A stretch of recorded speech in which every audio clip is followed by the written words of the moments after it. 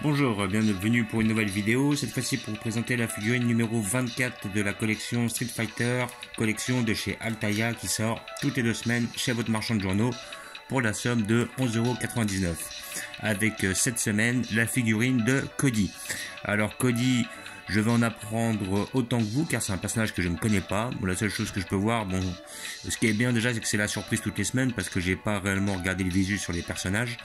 Et donc j'apprends toutes les semaines qu'il y a de nouveaux personnages et j'ai été assez, on va dire, surpris quand j'ai vu le style. Donc on voit un style de bagnard, voilà, avec l'habit de prisonnier et les chaînes. Donc je ne connais pas du tout ce personnage, nous allons le découvrir ensemble à travers le fascicule. Voilà, nous allons l'ouvrir pour voir ce que ça donne.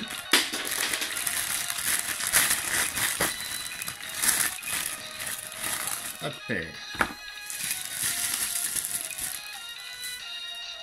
Voilà. Donc ce qui est bien, c'est que nous avons une bonne régularité à travers cette collection. Ça, c'est ça qui est intéressant.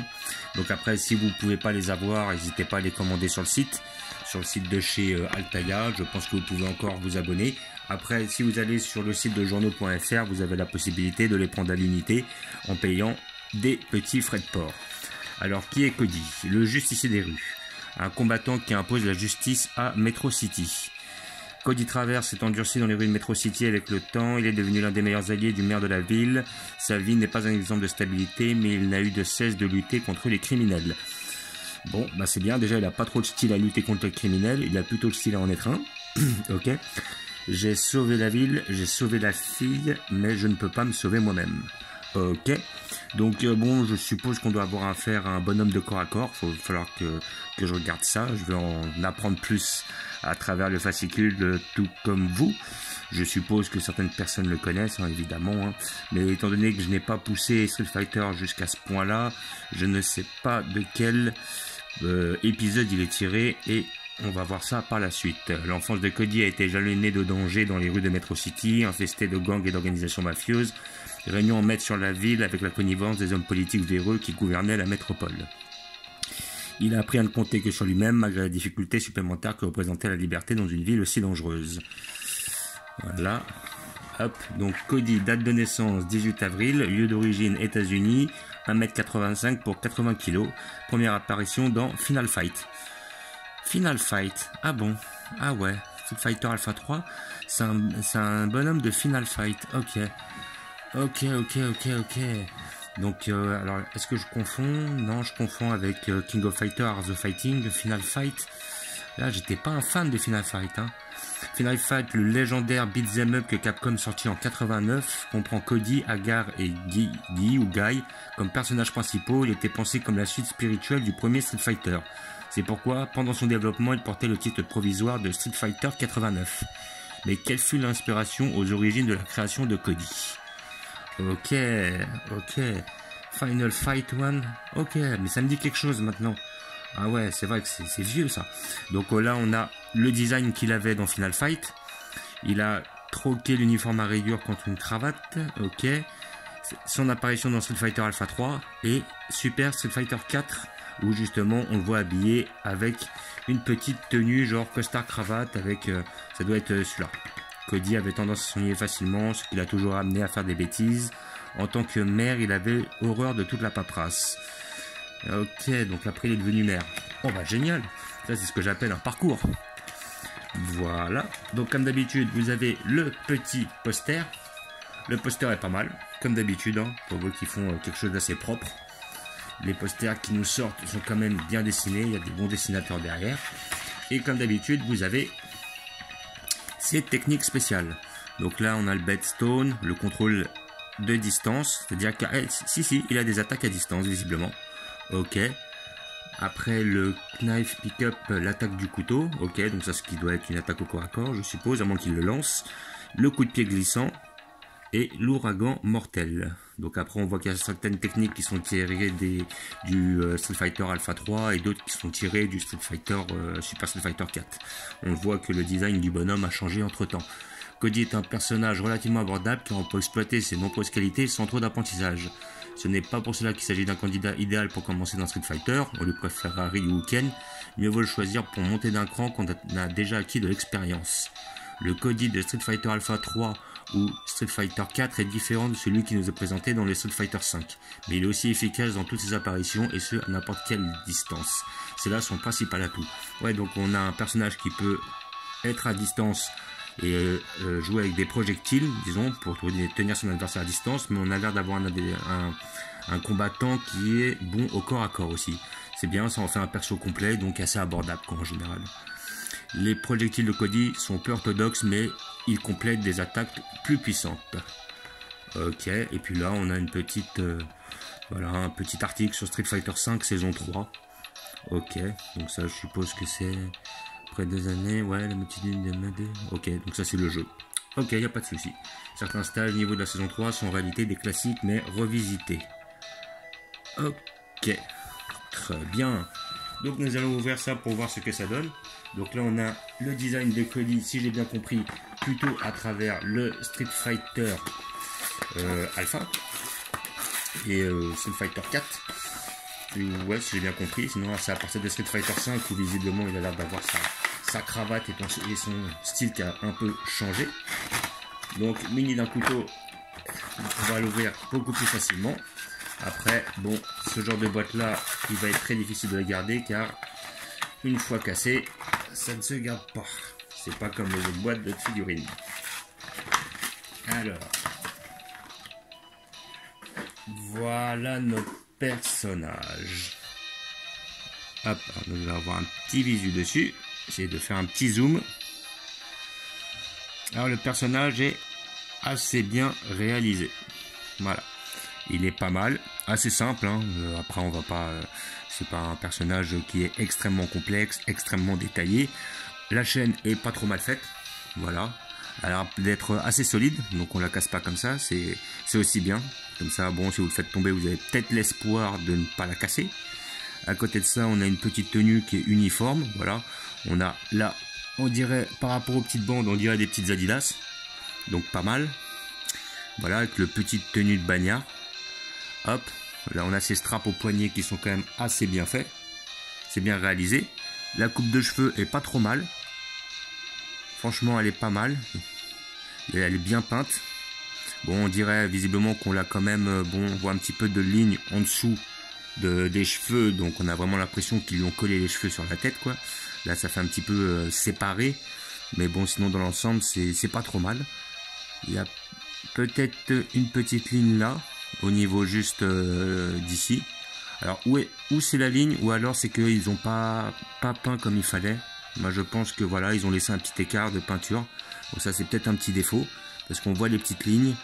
Donc maintenant oui, j'ai du mal à deviner si c'est les lignes de, comment dire, les lignes du bonhomme, de l'assemblage, ou alors c'est simplement parce que la peinture n'a pas été appliquée à certains endroits. Mais bon, après là en regardant un petit peu plus, je peux voir certains détails, comme là effectivement la peinture qui est un peu comment dire, qui est un peu débordée. Voilà, ici aussi. Donc effectivement, bon, des petits défauts à ce que je vois. Voilà, pourtant c'est vrai que c'est pas une figurine qui est très complexe et il n'y a pas énormément de peintures différentes à appliquer, quoi. Là on voit aussi un petit défaut au niveau de l'ourlet, au niveau de justement de son bas de pantalon. Ça c'est un peu dommage. Donc c'est vrai que bon, de loin elle fait le taf, mais après de près on remarque quand même que ça manque de finition. Après c'est vrai qu'on n'a pas une figurine très détaillée. Bon, comme d'habitude, hein, je vais arriver à la même conclusion. C'est des figurines qui coûtent 12 €. Donc vous n'allez pas avoir quelque chose d'exceptionnel. Hein. Voilà, faut pas s'attendre à quelque chose de faramineux. Mais bon, c'est pas trop mal fait. Voilà. Elle a l'air d'être assez fidèle au personnage, pour ceux qui le connaissent. Et le perso a un certain style, voilà. Ouais, c'est un perso que j'aurais apprécié de connaître. Je pense qu'il aurait été pas trop mal. Voilà. Le visage est bien fait, comme on peut voir ici. Voilà, j'essaie d'avoir un petit zoom, c'est d'avoir quelque chose d'un petit peu mieux. Voilà. Là on voit, ouais, le visage est bien fait. Sincèrement, les yeux sont bien faits, le sourire est bien fait, le visage est bien sculpté, il n'y a pas trop de défauts de peinture. Là-dessus, ils font bien les yeux, ils n'ont pas le même problème que chez Eagle Moss avec les strabismes. Après, effectivement, comme je viens de dire, peut-être un peu plus de finition aurait été pas plus mal. Voilà, et puis après, quand même, ça se voit pas mal au niveau de la coiffure, les petites lignes, et ça c'est un peu dommage aussi. Mais sinon, une figurine qui a du style, voilà, elle est pas si mal. Donc après, bon, figurine que je conseille pour tous les passionnés, évidemment. Figurine que vous pouvez avoir pour la somme de 11,99 chez votre marchand de journaux s'il la sort encore. Sinon, n'hésitez pas à aller sur le site de journaux.fr pour la récupérer pour la somme de 11,99. Attention, vous paierez sans doute des frais de port en plus, je crois que c'est 3 ou 4 euros. Sinon, vous avez la possibilité de vous abonner, c'est chez Altaïa, la collection Street Fighter. Voilà, et je sais que normalement, ils doivent sortir à peu près 60 pièces. Donc, on va voir jusqu'à quand ils vont les sortir. Voilà, très intéressant. Et comme d'habitude, j'ai prévu une place à cet effet. Et je vais vous montrer où je vais la placer. Comme ils ont beaucoup de figurines dans cette collection là avec des combattants qui ont les poings en l'air, et ben je vais le mettre avec les combattants qui ont des poings en l'air. Voilà. Donc je vais vous montrer où je vais la placer.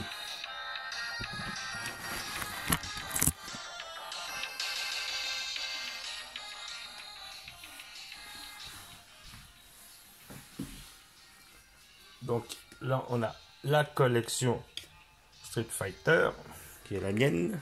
Voilà. Donc j'ai placé notre ami Cody ici présent. Voilà. Donc vous voyez là, hop, j'ai mis dans le coin. Alors avant c'était rose. Rose, je l'ai déplacé. Je vais vous montrer où je l'ai placé, où je vais la placer. Ou alors peut-être que je pourrais t'amener à le ramener un petit peu plus.